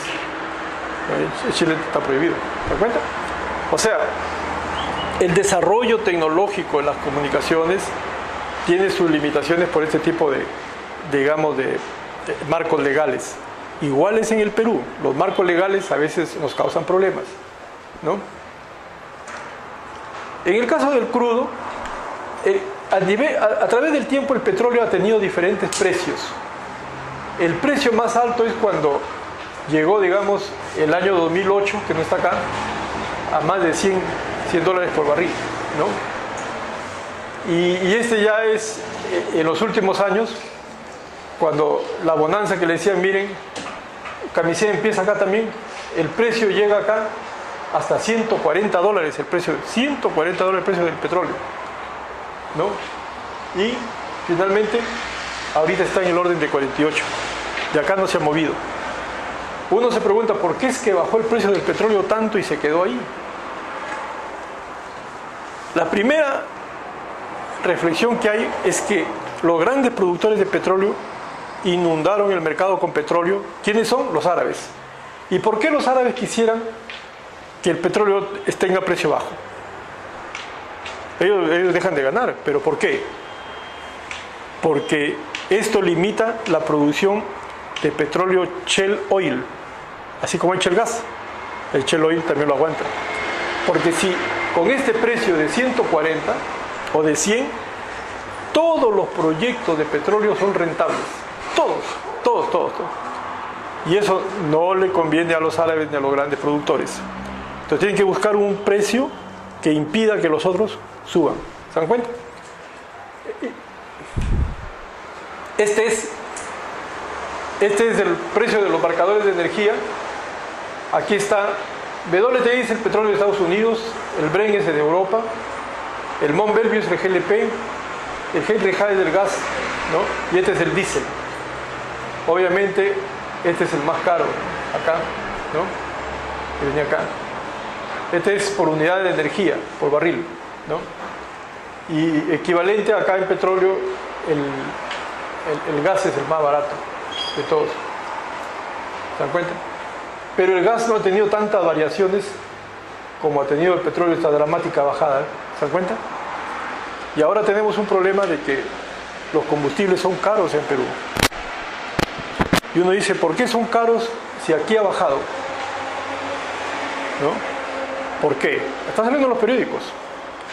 El tema que es que como es libre mercado y tú puedes poner el precio que quieras, pero puedes ver como referencia el precio internacional como referencia, pues sencillamente Petroperú dice, yo lo voy a poner un sol encima por galón, un sol más por galón, ¿no? Petroperú más o menos vende 70.000 barriles por 40, 4 por 7 son 3 millones de galones por día vende Petroperú, 3 millones por un solcito más que cobre, son 3 millones, $1 millón por día. O sea, la caja de Petroperú se ve favorecida tremendamente. ¿De dónde sale la plata? De los consumidores. Y eso nadie lo puede controlar. Pero el gran ganador no es Petroperú, el gran ganador es la otra refinería, que es de los españoles de Repsol. Repsol lo que dice es, si Petroperú lo pone a 10 soles, yo lo voy a poner a 10 soles también. Pero primero que lo ponga él, porque si no van a decir que es concertación. Entonces, como se dice, sin mayor esfuerzo y sin pelearse con nadie, Repsol, que produce más que Petroperú, se está llevando un montón de dinero que es sobreprecio. Porque es libre el precio, pero ahorita a nivel del mundo el precio está bajo. Eso va a reventar, lo van a ver ustedes en el Congreso seguro. Esta es una idea de que a partir de acá, $40 es el precio máximo, el costo máximo de que los árabes producen petróleo. O sea, ellos dicen, si este es mi costo máximo, que valga 50, yo estoy ganando. Entonces, esta va a ser la... Y mata todos los otros tipos de producción de petróleo. Esa es la lógica de los árabes. Todo esto queda para ustedes. Obviamente la referencia está acá abajo, ¿no? Este Rista o Rista Energy es una publicación que sale del norte de Europa. Y los europeos tienen ese algo bien importante. Sacan mucha comunicación, mucho conocimiento sobre las actividades que tienen. Si ustedes entran en energía nuclear, tienen, por ejemplo, cuestión ambiental, ellos no se limitan, no están que, oye, guárdate eso, no lo muestres, no, ellos muestran todo. Y te dicen, úsalo si quieres. Son bien abiertos. Su enfoque económico es diferente al de Estados Unidos, ¿no? O sea, digamos que es un poco más desinteresado. Ese es el tema, ¿no? Bueno, el gas entonces está cambiando bastante. Este gas natural licuado hay que ir mirándolo con bastante cuidado. Europa lo va a usar bastante, ya lo está usando, ¿no? Estos son los países que exportan gas, ¿no? Hasta ahorita. Está Bolivia, Perú también ahí, Venezuela, ¿no? Aunque aquí no es Venezuela, aquí es Trinidad y Tobago. Trinidad y Tobago es una islita que está frente a Venezuela y produce bastante gas, ¿no? Lo que les hablé de Japón, Libia está, este es el mar Mediterráneo, y Libia está frente a Italia, a Francia, a Europa, y hay gasoductos debajo del mar Mediterráneo. O sea, los países que no tienen combustibles, ellos abren las puertas a todo tipo de ingreso de combustibles, sea buque de gas, buque de GLP, buque de diésel, buque de petróleo, gasoducto que venga de Rusia, cualquier forma es buena. El ejemplo más extremo de la dependencia de un país de energía es Chile. Chile realmente no tiene petróleo para abastecerse. Chile no tiene gas. Chile no tiene hidroeléctricas. ¿No? O sea, Chile tiene que importar energía de todos lados. ¿Qué hacen ustedes para importar energía? Tienen que facilitar. Si quieren que vengan turistas, ¿qué tienen que hacer? Ponen aeropuertos, pistas y todo lo demás, no puertos, igual. Ellos, por ejemplo, tienen un terminal, ¿no? O hasta 2 creo, para recibir buques con tanques de gas natural liquefactado. Y tienen sus tuberías para recibir petróleo, para recibir electricidad, para recibir de Bolivia gas, para recibir de Argentina gas. O sea, y no discuten los precios. Oye, ¿cuánto? Yo te vendo 50 centavos más caro, no importa. Y apuntan a la eficiencia energética, porque no tienen la energía. Ese es el problema. Ahorita Chile da la vida por el gas de camisea o la electricidad que venga del gas de camisea. Y se van a dar cuenta de una cosa, posiblemente antes que termine este gobierno, vamos a comenzar a exportar electricidad a Chile. Posiblemente, ¿no? Porque una salida para esas dos generadoras eléctricas que van a trabajar a diésel, es decir, bueno, esa corriente que le vendan a Chile y nosotros sigamos solamente con la que se produce el gas. Pero obviamente, como no va a alcanzar la corriente, tú vas a tener electricidad a precio bajo, pero limitado, con cortes y todo lo demás. Y la energía eléctrica cara que se la lleve Chile, ¿no? Y bueno, ya que lo usen ellos, ¿no? O sea, ahí tenemos un problema que va a terminar con la electricidad en Chile, ¿no? Cuando ustedes se sientan con los bolivianos a ver sus proyectos, uno pues se sorprende, ¿no? Porque, por ejemplo, yo tuve una reunión con los bolivianos, tuve varias, pero la que me acuerdo es cuando aquí yo con mis ingenieros y mi abogado, estaba Francisco Torres, que ustedes lo conocen, y los bolivianos. Y nos presentábamos, ¿no? Y entonces, cuando se presentó el doctor Francisco Torres, dijo el doctor, ¿usted abogado? Y me dijeron, ¿y qué hace un abogado acá? ¿No? Acá todos somos ingenieros y economistas, todo, pero un abogado. Y digo, no, es que el abogado tiene que cuidar que no nos salgamos de la ley. Dijo, ¿qué? ¿Y cómo pueden hacer sus proyectos así? Me dijeron los bolivianos. Porque nosotros en Bolivia, como gobierno, vemos qué proyecto necesita el país y lo hacemos y después llamamos a los abogados, oye, desarrolla el marco legal para que esto se haga. Porque si lo haces al revés, nunca sale un proyecto. Yo me quedé, ¿se llamará eso abuso de poder? No sé, ¿no? Bueno, yo les mostraba esta figura porque Europa depende mucho de los árabes. Y cualquier conflicto que hay acá es un problema. Pero ¿qué preferirían ustedes? ¿Que los árabes estén en conflicto toda la vida? ¿O que llegue un momento en que se reúnan y hagan la alianza de los árabes? No convendría que tengan alianza, porque unidos serían terribles esos patas. Así que mejor, creo que Inglaterra, Estados Unidos, Alemania, Francia ponen sus intereses para que sigan peleando, ¿no? Esto es lo que les dije, mire, Irán, Irak, Kuwait, Arabia Saudita, Árabes Unidos, Omán, Yemen. Y acá, esta distancia en el mar, esto, mide 200 kilómetros de ancho. O sea, si quisieran hacer problemas acá, ponen, digamos, una lancha torpedera, pum, pum, pum, y no dejan pasar ningún buque. Y no sale petróleo de Arabia, ¿no? Este se pronuncia Bajarray. Qatar es el primer productor de gas en el mundo. Sale por acá el gas. Un día que no le alimente a Japón, pues suena, ¿no? Entonces, este sitio es uno de los puntos neurálgicos del mundo en seguridad y en cuestión de guerra. Estados Unidos aquí, más o menos acá hay una isla, acá tiene una de sus flotas más poderosas de la Armada, para controlar que aquí no haya ningún insolente, ¿no?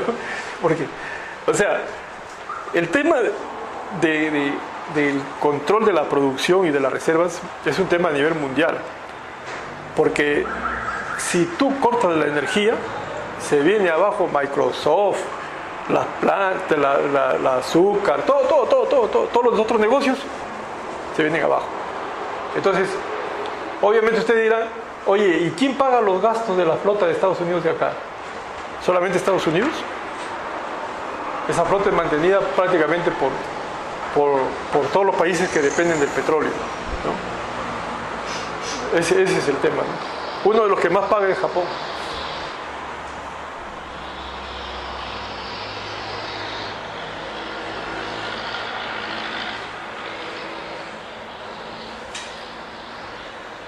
Esta es la producción de China, que también está andando, digamos, China apunta para el año 2035 a producir shale gas, ¿no? Y los chinos, lo que me gusta de ellos es que no esperan tener un oleoducto o un gasoducto o un buque. Los chinos, al lado de cada pozo que hacen, ponen una pequeña planta que licúa el gas y por camión lo llevan a la ciudad, ¿no? O sea, han desarrollado toda esa tecnología. Muchos creen que los chinos, como ven las cosas que venden acá en el Perú, dicen, no, eso no sirve para nada. Tú te compras un auto chino, dicen, ¿qué compras? ¿Un auto chino o un auto japonés? Japonés, dices tú, ¿no? Porque le jala fuerte la puerta y se cae ¿no? Y así le hacen toda esa propaganda, ¿no? Pero la verdad es otra. Lo que pasa es que nosotros, en esta parte del mundo, para los chinos, no somos un mercado interesante. Somos una paradita y así, digamos, un mercadito que se ha formado, así como se forma acá, que a veces se meten en medio de la pista a vender frutas. Así somos para los chinos. Una cosa chiquitita. Los chinos mueven miles de millones de dólares por día y el Perú es una cosa pequeñita. Sí nos necesitan para que nosotros lo abastezcamos. Quieren minerales, quieren gas, quieren frutas, quieren pescado, quieren todo. Pero digamos que así como nosotros hay un montón de mercaditos chiquitos, ¿no? Por ejemplo, cuando vino una empresa china de petróleo y gas, ¿no? Un chinito se dedicaba prácticamente a todo lo que era Colombia, Ecuador, Perú, Chile, Bolivia, todos esos países para vender ahí. Y él creía que bajando el precio la gente iba a comprar. El precio barato, compra. O sea, su estrategia de ellos es menor precio, te van a comprar.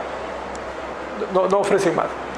Pero la China, dentro de la China y para otros países, su nivel tecnológico es maravilloso.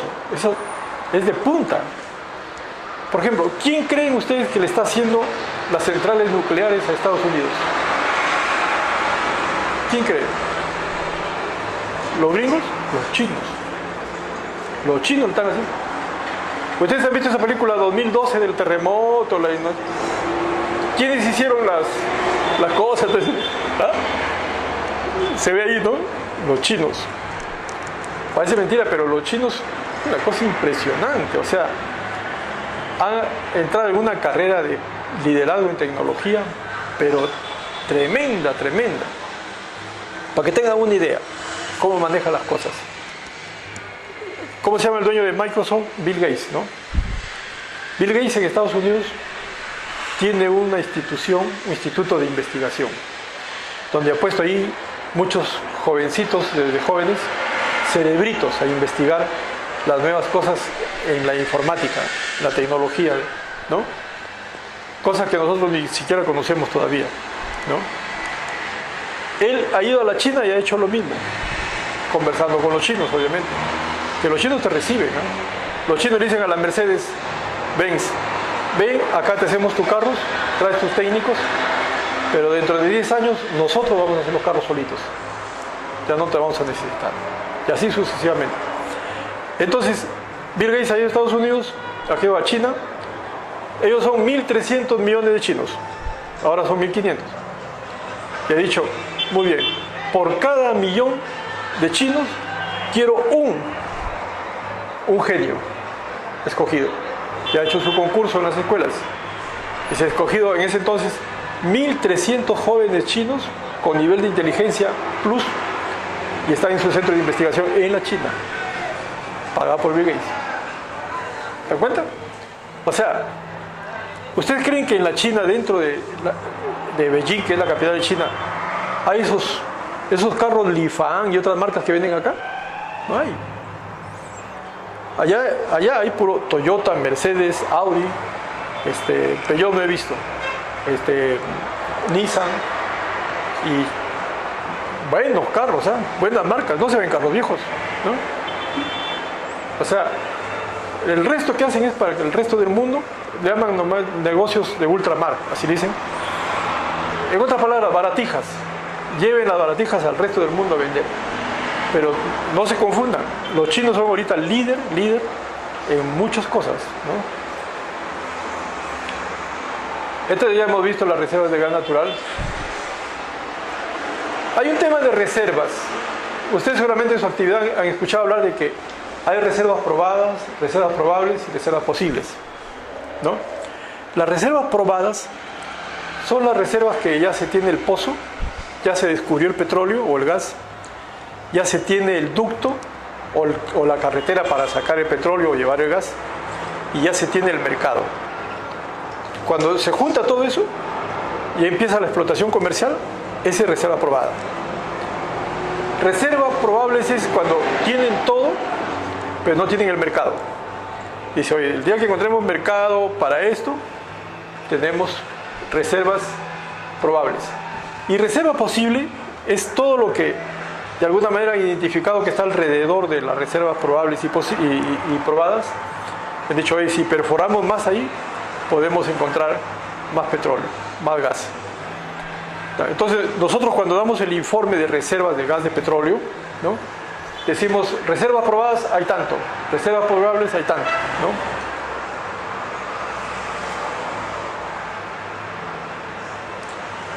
O sea, ustedes en el petróleo han visto varias facetas, han escuchado que han dicho, el petróleo empieza en la exploración sísmica, perforación, producción, refinación, transporte de petróleo o de productos y comercialización. Cada uno tiene, digámosle así, una especialidad. Por ejemplo, en sísmica trabajan los ingenieros de perforación, los geólogos, ¿no?, especialistas en sísmica también, ¿no? Ya en la parte de producción entra perforación, geólogos, ingenieros petroleros de producción, transporte, varias ingenierías, refinería, ahí el ingeniero químico, petroquímico son los líderes, mecánicos, todas las ingenierías, ¿no? Y así sucesivamente, hasta la parte comercial y el uso. Entonces, estos equipos que ustedes ven acá, y aquí venía el mensaje que en su momento yo le di al ministro anterior, ¿no?, ¿cómo se llama? Polar, ¿no? ¿Cómo era su nombre? Manuel Pulgar-Vidal, ¿no? Sí, chiquito, pero todo un líder, ¿no? Y el mensaje para él era el siguiente. Le dice, mira, tú no necesitas ser tan exigente en los temas, digamos, de efluentes o de emisiones, y no creas que no se va a cumplir, porque los equipos de petróleo, la tecnología que hay ahora en Estados Unidos, en Europa, en Rusia, en Japón, en China, sus estándares consideran ya ese tipo de, digamos, de nivel de emisiones, ¿no?, o de efluentes y de seguridad, la seguridad para los enemigos. O sea, tú lo vas a poner en papel, sí, pero confía que ciegamente que, digamos, un equipo de perforación viene con todas las medidas de seguridad y ambientales, porque ellos son los primeros en cuidar su inversión. O sea, un inversionista no va a ser tan loco de meterse con un montón de fallas, ¿no? ¿Cuánto creen que cuesta perforar un pozo en la costa? 2 millones. ¿Cuánto creen que cuesta perforar en la selva?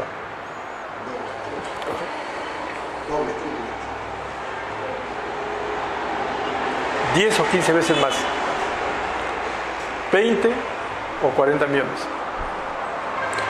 Porque a la selva tienes que llevar, cuando vas a perforar, ¿ya?, estamos hablando de pozos nuevos, primero no hay caminos, no hay ni lancha siquiera para ir. Entonces, normalmente cuando uno va en helicóptero, y según el GPS dice, aquí es. Entonces del helicóptero, así en soga, sin descender nomás con cable, bajan 2 personas, ¿no?, máximo, con su serrucho, digamos, con motor, y comienzan y hacen un pequeño tabladillo. Ahí ya se pueden asentar y no les miento, en el momento que comienzan ellos a hacer bulla con el motor de la sierra, todos lo que es ser viviente en esa parte de la selva huyen, salen despavoridos, porque nunca en su vida, en su existencia, han escuchado un ruido de esa naturaleza. Ese es el impacto ambiental. Primero escapan y después regresan, ¿no? ¿Se imaginan ustedes? Y esto es un hecho real, ¿eh? Me contaba la abuelita de mi esposa, una señora que vivió como 100 años, que cuando en el año 1910, que viene esa señora de esa época, llegó el primer aeroplano a Piura, aterrizó en las pampas de Castilla. Dice que fue a la cuenta que ahorita nosotros viéramos que aterriza un platillo volador ahí. Imagínate que tenés un platillo volador. Por lo menos sabes que es un platillo volador. O un objeto no desconocido. Pero ellos, los peruanos, ni sabían ni siquiera que... Ellos creían que era el diablo. Algo había bajado y los burros salían corriendo, un descalabro, ¿no? En la selva es igual. Cuando empieza un motor, digamos, las vibraciones o el ruido salen despavoridos. Hasta los insectos, ¿no? Me contaba un petrolero viejo, así me decía, fíjate Juan, el impacto. Dice que él en sus años, digamos, qué sé yo, 40 por ahí, quiso dar una sorpresa y a las 12 de la noche se fue a la novia a darle serenata con un tocadisco portátil que había en esa época, ¿no? Así, y comenzó 12 de la noche, prendió su linterna y prendió el tocadisco. Te dice que el papá salió con una escopeta, ¡diablo, a mí no me vas a llevar! Y él creía que era el diablo que venía a llevarlo. O sea, cuando uno no conoce cosas de la tecnología y desconocido y llega, te produce un impacto social si es persona. Pero en el ecosistema esas cosas son fuertes. Una vez que baja y tienes el tabladillo, comienzas a hacer el tabladillo para que comiences a bajar el equipo. El equipo lo traen por partes. Una parte, otra parte, porque el helicóptero no puede cargar mucho peso, no es que, oye, agarra el castillo y se lo lleva, no, lo va por partes. No me creerán, pero las primeras noches que los exploradores pasan ahí en ese pequeño espacio que han hecho en la selva para dormir, duermen en camas tipo ataúd, o sea, ataúd y una celosía así para que respiren, el resto cerrado, porque una vez que pasa el impacto y viene el silencio, regresan las culebras, los insectos, todo el mundo viene a ver qué cosa es, a quién tiene que morder, picar o lo que sea, y hay insectos de todo tipo. Yo no sé si ustedes han ido a la selva, pero hay que ponerse 8 vacunas, si se han puesto menos, están en riesgo en algo, así les digo, sobre todo, digamos, la rabia. La rabia es común que te dé ahí porque hay muchos murciélagos que en la noche te clavan los dientes, ¿no? Y los murciélagos tienen rabia. Entonces, y así como eso ahí, a mí me sorprendió yo la primera vez, era así como ustedes, cuando fui a la selva y lo veo al pato ahí, ¿cómo va a ser tu pozo? Así. Cuando le veo, tenía unas fotografías ahí con un montón de tipos de culebras, sobre todo la cabeza. Le digo, ¿y esa colección de fotos? No, me dices, tienes que aprendértelo de memoria, me dice, porque si te pica una culebra, te muerde una culebra, pues no dice te pica, te pica una serpiente, tú por lo menos mírale cómo es su cabeza, para que después me digas, esta es la que me picó, porque de acuerdo a eso me da el antídoto. Dice, pucha, que yo le digo, que está muy mal estamos, y me dice, bueno, ese es tu tema, tú tienes que tener ahí, pero el único que sabe qué te picaba eres tú. Bueno, por eso es que cuesta bastante. La hora del helicóptero, un helicóptero al día está costando como $5,000 por día. Y solamente vuela unas horas. Aparte del combustible y todo lo demás, ¿no? Entonces, por eso que esto cuesta bastante. ¿Cuánto cuesta perforar en el mar? Ya hemos quedado 20 millones en la selva, en el mar. cuesta 20 millones también. Y en el mar es otro problema, pues, ¿no? Es otro problema, ¿no? Nosotros en Ocine fuimos los que le obligamos a Pluspetrol a reinyectar las aguas de producción. El año 2004-2005 lo paramos a Pluspetrol y dijimos, acá hay una norma que tú tienes que reinyectar. Y yo, no, dijo, no, lo reinyectas. Le paré como 40 pozos. De esos tuvo que... Él no se acondiciona, ¿no? Por ejemplo, si tiene 10 pozos produciendo acá, puede usar otros 5 acá para reinyectar, ¿no? Porque realmente habían hecho mucho daño en la selva, ¿no? Y las grandes empresas son poderosas, hacen lo que quieren. Entonces, Pluspetrol, cuando se tomó esa medida, tuvo que invertir 500 millones de dólares para poder reinyectar. Porque el problema no es solamente hacer el pozo para reinyectar. El problema es que tienes que inyectarlo con una bomba de alta presión. Y esa bomba consume energía. ¿De dónde saca la corriente eléctrica la bomba? Tiene un motor, un generador. Ese generador tiene que sacar diésel. ¿De dónde va a sacar el diésel? Tienen que traerlo por helicóptero. O sea, a Pluspetrol le dolió en el alma. Pero a partir de esa fecha, la obligación es que las perforaciones y todos los pozos, el agua de producción se reinyecta, ¿no? Y eso lo pusimos en el nuevo reglamento, ¿no? Ahí ya no había objeción, ¿no? Este fue el primer hallazgo de petróleo del año 59 en Pensilvania, Estados Unidos. El segundo pozo en el mundo se hizo en Perú, en Zorritos. Este es más o menos como es la sísmica, ¿no? Este es un carrito que pone un explosivo y hay unas ondas y el rebote, acá tiene equipos que lo van reflejando y van haciendo un mapa. Ahora hacen mapa, antes lo hacían así, unidimensional, luego 2 dimensiones, ahora hay mapa en 3D, donde puedes ver todo, ¿no? Y estas son las formas de plataformas en el mar. Hay plataformas que están todavía en un lecho marino, tienen un castillo. Hay otras que están más profundas, tienen un castillo. Y hay otras que ya están flotando, ¿no? En el Perú solamente tenemos hasta acá. Yo no sé si ustedes saben, pero el zócalo continental peruano es así. Va bajando y de ahí ¡fum!, viene en profundidad. Algo así como esto, ¿no? Por eso, claro, no es así, no es como grada, sino así. Y más o menos... los castillos que están frente a Talara más o menos están a 60 metros más o menos de profundidad, ¿no? Y esos son así, castillos como mesas que se van haciendo tubo por tubo, ¿no? Se llenan de nitrógeno, ¿no? Y después se lleva en una barcaza grandota. La barcaza es tamaño de una cancha de fútbol, por decir así. Ahí, y ya llega su momento, las grúas lo paran y ¡pum!, lo sientan, ¿no? Y cuando ya está sentada, abren unos tapones para que entre el agua donde había aire, ¿no? Y los tubos se queden, después los cementan, todo eso, y queda ahí, digamos, de una plataforma de esos, fácil pueden perforar hasta 12 pozos. Tiene una especie de corona para que puedan perforar en diferentes sitios.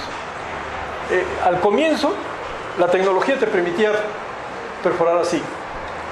Después te permite perforar así. Por ejemplo, en Talara, los pozos están en el zócalo, pero la perforación está dirigida hacia la tierra, ¿no? La mayoría de ellos. Y ahora en el shale oil o shale gas, la perforación es que viene así y de ahí en ángulo de 90 grados voltea. O sea, toda esa tecnología la han desarrollado los norteamericanos, el know-how. Este es un diagrama de producción de petróleo y gas. En realidad, al sacar petróleo o gas, siempre lo primero que hay se va a un separador. En ese separador sale el gas por arriba, en medio está el petróleo y abajo está el agua de producción, esa bendita agua de producción. El agua de producción, amigos, es más salada que el agua de mar. ¿Ya? Puede llegar a fácil 30.000 partes por millón de cloruros. O sea, el agua de mar no es tanto, ¿no? Lo que pasa es que adentro, como hay alta temperatura, las sales se disuelven bastante. Y sale caliente, ¿no? A veces sale hirviendo, ¿no? Y apenas sale afuera, el agua se evapora y la sal queda ahí. Entonces ustedes se encontraban en la selva un pozo y a su costado así, como un río seco de sal, ¿no? No, que la selva es tan complaciente que después de un tiempo a eso le cayó polvo, pajitas, agua y encima ya está cubierto de vegetación. Incluso el petróleo, encima del petróleo, ustedes ven ahí, pisas y no era césped, era petróleo, como arena movediza, ¿no? Cuando ya el pozo pierde presión para que salga el gas o el petróleo, se emplean estas bombas que nosotros le llamamos caballitos, ¿no?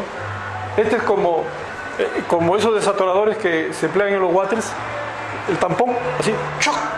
Y ¡chuc! Jala, ¡chuc! Ese sistema, entra acá, hace succión, ¿no? Y este motor lo va, plum. En muchos sitios el motor es alimentado con el mismo gas, ¿no? La mayoría son a electricidad o petróleo. En Talara más o menos se han perforado desde que salió 10.000 pozos. 10.000. Y aquí viene otro tema de los puntos extremos. Dicen, oye, vamos a perforar un pozo en Talara. Entonces, tu estudio de impacto ambiental. Oye, en una zona de que se ha hecho 10.000 pozos, ya pues, estudio de impacto ambiental ya, esa es una zona recontra disturbada. Pero no, la ley es la ley, estudio de impacto ambiental.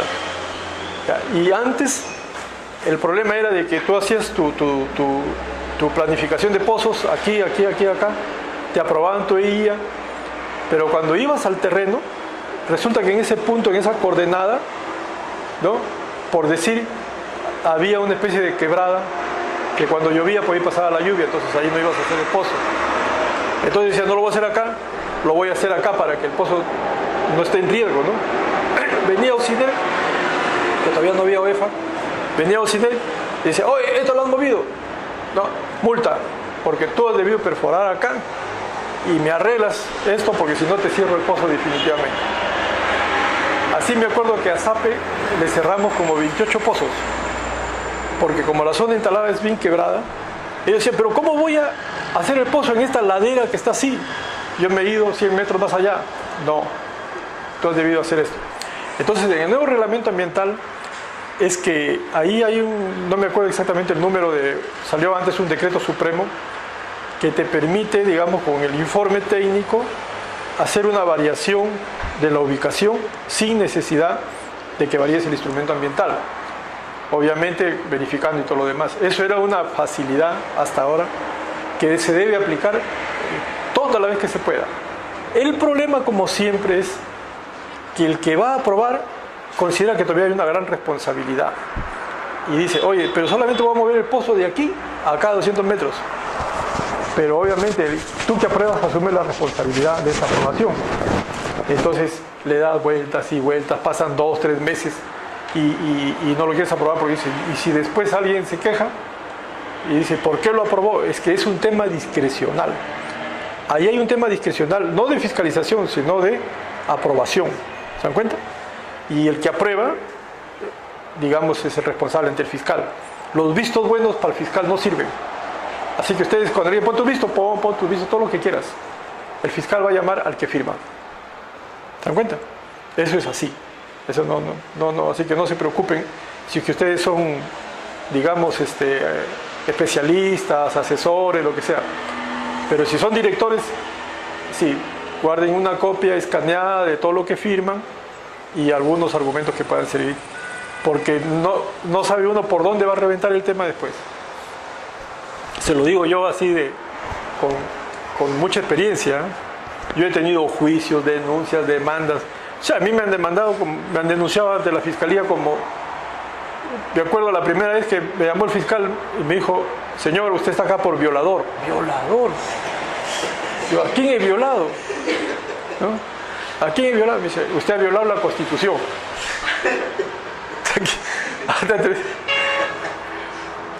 La última que me pusieron, me acuerdo que era algo así como,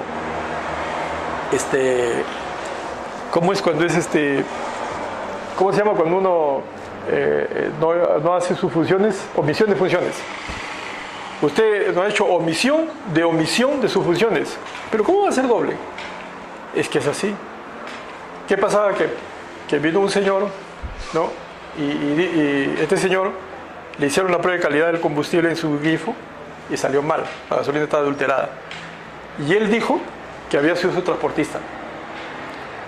Entonces mandó una carta notarial donde me decía: señor, el tramposo es el transportista. Yo no, pero a mí me ha puesto la multa auxiliar a mí el grifo. Y ese transportista, yo dije: está loco, y no le hago caso, ¿no? Mandó otra vez ya una carta notarial, ¿no? Señor, el transportista es el... Entonces, como no le hice caso, me denunció ante la fiscalía. Y la fiscalía me llamó por omisión de funciones. Y me dice: ¿por qué no le has hecho caso al señor que te está diciendo que el tramposo es el transportista? Y yo le digo: pero ¿cómo le voy a dar fe si no está dentro de mi norma ese tipo de denuncias? Y yo no lo he visto. Yo no tengo ninguna cosa que me confirme más que su declaración verbal que él dice. Y si yo le acepto lo que él dice, tengo que anularle la multa, ¿no? Y a él le encontrar el combustible adulterado. Entonces, además le digo, o sea que si alguien viene y me dice: oye, por si acaso te digo que el que ha matado al señor de allá, decirle así que tú tu problema. Yo tengo que... Eso así no es, ¿no? ¿Y qué me dijeron? Mi abogado obviamente defendió todo eso, ¿no? Y le dijo: ¿dónde dice que uno tiene que actuar en esos casos así? En la Constitución. En la Constitución dice: cuando una autoridad recibe una... Y le digo: no seas malo, pues, o sea, cualquiera puede venir y decirte: he visto que fulano le ha pegado al fulano, oye, no, tiene que haber pruebas, evidencia, y además no es mi función. Entonces, como la policía tiene sus problemazas, o sea, si hablan de corrupción, mejor ahí no vamos a hablar, ¿no? Ese atestado le dieron trámite y lo mandaron. La multa para el señor Grifero era como 30.000 soles. Lo mandaron a una fiscalía de San Juan de Lurigancho, en los barrios perdidos, de tal manera que me procesaban allá, y yo no solamente no sabía, sino que ni siquiera podía localizar dónde quedaba la fiscalía, porque San Juan de Lurigancho es más grande que todo Lima. Hasta que ya nos hicimos un tour, como dicen. Encontramos la fiscalía, encontramos a la fiscal que había recibido, y dijimos: mira, esto no puede ser. Y dijo: quiero mandar esto, la policía. Sí. Es que el que te hace el parte es el policía. El primer indagatorio de una denuncia al fiscal es un policía. Y ese policía, olvídate, pues con 10 lucas o sea, si en la Victoria por 20 lucas te matan, ahí en la comisaría por 10 lucas, por la mitad de precio te hacen problemas, ¿no? En realidad, el funcionario público debe saber cuáles son sus obligaciones y sus derechos, y debe manejar bien la ley de procedimiento administrativo. Eso es importante. Miren esas plataformas marinas, ¿no? De 100 a 500 metros de profundidad. Estas ya son flotantes. En el Mar del Norte hay mucho de esto, ¿no? Este tiene un cilindro fijo en el fondo del mar, ¿no? Este es el fondo del mar, donde están los cabezales de petróleo ya descubierto, y por acá se está yendo así hacia esta batería para ir mandarlo a otro sitio. Pero es el fondo del mar. En el Golfo de México, ¿no? La costa del Golfo de México, eso que se ve en el mapa, hay miles de pozos y están así. Por eso cuando reventó el de British Petroleum, fue acá, así, uno estaba perforando, ¿no? Y lo que pasa es que los cabezales de perforación tienen un sistema que se llama BHP, que cuando sienten que hay una sobrepresión, estos cierran así, ¡clac!, y sellan el pozo. Ahí por alguna razón eso no funcionó. Pucha, y es una manchaza, pero terrible. Estos son recolectores de producción. Y en el gas, esta es la planta de gas